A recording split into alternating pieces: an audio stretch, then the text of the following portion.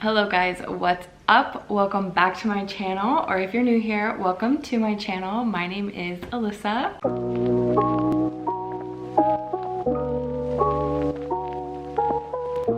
So today I have a little bit of a sit down chatty video for you guys. I mentioned this a little bit in my previous video. We're a little bit into February now. It's February 7th, so we're like a week in.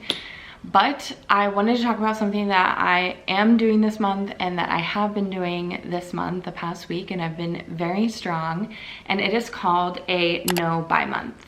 So before I tell you what a no buy month is, I wanted to do a little bit of backstory about me, a little bit about my history. I have a lot of money trauma from when I was younger. I'm 25 now. But I've always loved clothes, shoes, shopping. Shopping was very much like a bonding experience for me. It was about the experience of like going and doing the action of it. When I went through my first breakup from my first relationship, I was in college and that person did not have a job and I did. In that relationship, I paid for pretty much everything, which is something that I wasn't used to. And I also wasn't used to having my savings so low, or the money that I had in my bank account so low, because I was basically funding, you know, a relationship by myself. I worked a minimum wage retail job. Like, I wasn't making a lot of money. I was making literally $7.25 an hour. And after that relationship, obviously I had more money again because I wasn't, you know, we weren't together anymore. We weren't doing anything anymore. We weren't going out to eat anymore. So my money was mine again, and I saw that money start to be able to be piled up again, and I was able to restart my savings. When I was still hurting from that breakup, I would go shopping just to like feel a little bit of happiness. Like, that's how the only thing that would make me feel something, because I felt so numb at the time. So that never stopped. That shopping addiction never stopped. That was definitely the beginning of my shopping addiction. The fleeting moment of happiness was very addictive. I don't have an addictive personality usually. I don't get addicted to things, so it was very weird to me to be feeling this way, and I thought I was in control of it, and I just really wasn't. I felt really entitled to it, I think, is when I knew it started to get really bad. I felt entitled to go shopping whenever I wanted. I was like, I work hard for my money. I deserve to treat myself like this is my money. I deserve to buy whatever I want with it. Started to become really toxic. If I wanted something for even like a fleeting 2 seconds, like if I saw it on an Instagram ad and I was like, oh, that's cute, I would just immediately go to the website, put it in my cart, and buy it. Like, no critical thought for it at all. Now bringing it up to around a year and a half ago, 2 years ago, when I got my first big girl job after college, that's definitely when things intensified a little bit. This was my first time having a salary, so that was really crazy. It was the first time I had ever made this amount of money consistently. Mind you, I've always had savings. I've always been really good about keeping like a certain number in my bank account, but the thing is like, I wasn't saving more. I was like, oh, if I didn't go under X amount, I'm fine, but like, I wasn't saving more. So like, at the end of the day, yeah, I had the savings, but like, I wasn't saving anything more, which is really important, to just keep building your savings. And the majority of my savings came from the videography business I started at the beginning of college.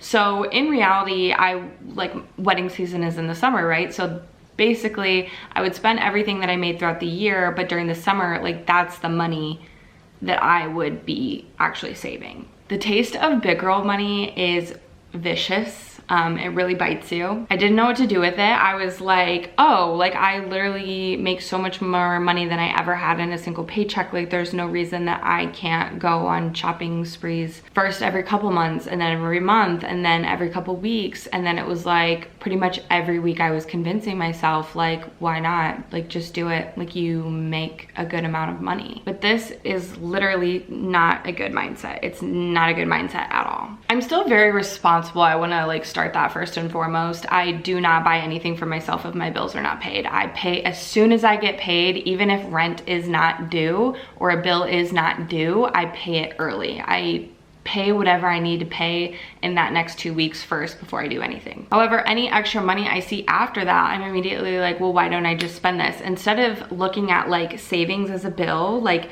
taking $100, $200 extra past my bills and putting that as a savings account, I just look at that as that's a couple new pieces from Zara or H&M or Aritzia. Well, probably like one piece from Aritzia, let's be honest. I wouldn't even think about it. That's what was so toxic about like having like PayPal and Apple Pay. It's like, it's so dangerous because literally nothing is stopping you. You don't have to go get up and get your credit card. Nothing is stopping you. You can literally sit there, pick up your phone and just decide to buy whatever you want in 2 seconds. And the most frustrating thing is like, because I wasn't critically thinking, because I wasn't waiting to buy these things, I ended up just not even really liking them. Like it literally was just a fleeting thought that I had. I didn't truly like this item. I just thought it was cute for that moment. And I just want to reiterate that it's fine to treat yourself sometimes. Like it's important to do that for life, but like it's just so embarrassing. Like I get embarrassed how I'm constantly having packages like every week, and I feel like I'm not saving money. And like, although I want to be like a material girl and like have cute clothes and have nice things, it's also very important to me to continue to build my savings and as of recently to start investing. I just feel like I really need to get in control of myself and work on self-control. That's something that I've really been wanting to work on the last couple of years, is my self-control, because I do really feel like I lack it. I want to just stop buying random items that I'm not thinking about for a couple weeks, or good quality pieces to invest in. Like I'm sick of buying the TikTok trends that end in like 2 weeks. Like it's just so pointless. It's such a waste of money. Not only am I wasting my money, but like those clothes either end up donated for me or for other people like in the trash. And I only say that, I know a lot of people donate, not just me, but I never throw my clothes in the trash unless they're literally unwearable. I finally come to the realization that buying excessive amounts of things will never fulfill me. It's gotten to the point where I think, like a drug, it was like I kept buying to like fill that happiness, to like get that serotonin going, and it's to the point where I've done it so often that immediately after I open a package, I'm like, oh, I should order something else, because like a package every month just stopped fulfilling me, and then I needed to do it every other 2 weeks, and then it needed to be every week, and it's to this point where like as soon as I open a package, it doesn't make me happy anymore and I want to go buy something else. That is not healthy. That is literally an addiction. And I think like a lot of this is definitely past traumas. It's definitely important that I do the inner work, because I have a very unhealthy relationship with money, just like emotionally. I, want to do the inner work. I want to do the therapy, but I think I'm really kicking this off, recalibrating, getting control of myself again by doing this no buy month. I don't want to participate in excessive consumerism anymore. I don't want to hoard stuff that I don't need. I don't want to feel like I have to collect things that I'll never use. I don't want to fall victim to this anymore. I don't want to fall victim anymore to the girls on TikTok telling me I need the next best Amazon product. Like, I just need to be confident in my purchases and be financially responsible and have self-control and think about what I'm buying more. Not to mention, like I said earlier, it's literally so bad for the environment. Like, fashion is one of the biggest contributors to pollution. So what is a no buy month? Some people do a no buy month, some people do a no buy year. It's really up to you. A lot of people moving towards minimalism do this. I won't say that I'm going completely towards minimalism, but definitely, just trying to recalibrate and become more financially responsible. I'm starting with a month to see how it goes, but I definitely hope to either be doing months at a time or like every other month. I'm just gonna see how it goes, but I'm definitely making the change, and it's going to change moving forward. It looks different for everyone again, but the point is to get back on track financially and really paying attention to what's going in and out of your bank account. What? Want to say hi before you go?